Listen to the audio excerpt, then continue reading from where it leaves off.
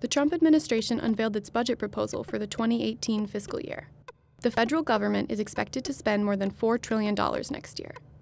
But instead of describing all of that spending, the new administration just outlined their proposed discretionary spending, about a third of total government spending.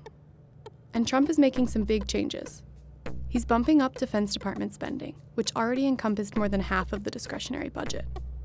What exactly this new funding will be used for isn't clear in the budget plan, but strengthening the military is one of its goals. Trump wants to increase funding for the Department of Homeland Security by about 7%. A large portion of this will go to border security and technology, including Trump's border wall. The rest will go to recruiting more Border Patrol and ICE agents and to detaining and removing unauthorized immigrants. These increases are mitigated slightly by cuts to the TSA, FEMA grants, and National Flood Insurance Program funding.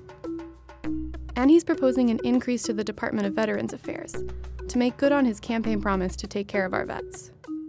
But Trump also promised not to widen the deficit, so all these increases are offset by other cuts.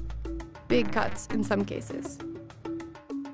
The Environmental Protection Agency would be slashed by 31%, eliminating more than 50 programs and discontinuing major clean power and international climate change funding. The Interior Department, the Agriculture Department, and the Commerce Department all face substantial cuts as well, leaving big question marks for the future of science funding overall. Foreign aid and diplomatic efforts also take a big hit in the proposal. Trump proposed cutting combined spending for the State Department and the U.S. Agency for International Development by 28%. To achieve this, the administration wants to significantly reduce its UN and UN peacekeeping funding. It also takes aim at aid to development banks like the World Bank, at educational and cultural exchange programs, and at emergency refugee and migration assistance. Funding to the Education Department is diminished overall, but the proposal does allocate new money to a private school choice program and to charter schools. And three frequent targets of Republicans, the Corporation for Public Broadcasting, the National Endowment for the Arts, and the National Endowment for the Humanities, which are slivers in the total discretionary budget, face losing all federal funds under the proposal. There are a few inconsistencies, however, between Trump's budget proposal and his campaign promises.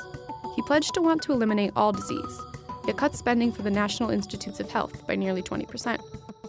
He promised a massive $1 trillion infrastructure program, but trims back Transportation Department funding by 13% and completely eliminates one of its road-building programs. If enacted, these budget cuts would necessitate a large reduction in the federal workforce, although the White House isn't offering precise figures. But lawmakers must authorize government appropriations, and this budget proposal will likely face pushback on the Hill. Democrats have strongly opposed Republican efforts to dismantle environmental and science programs, and were already wary of Trump's hardline immigration policies.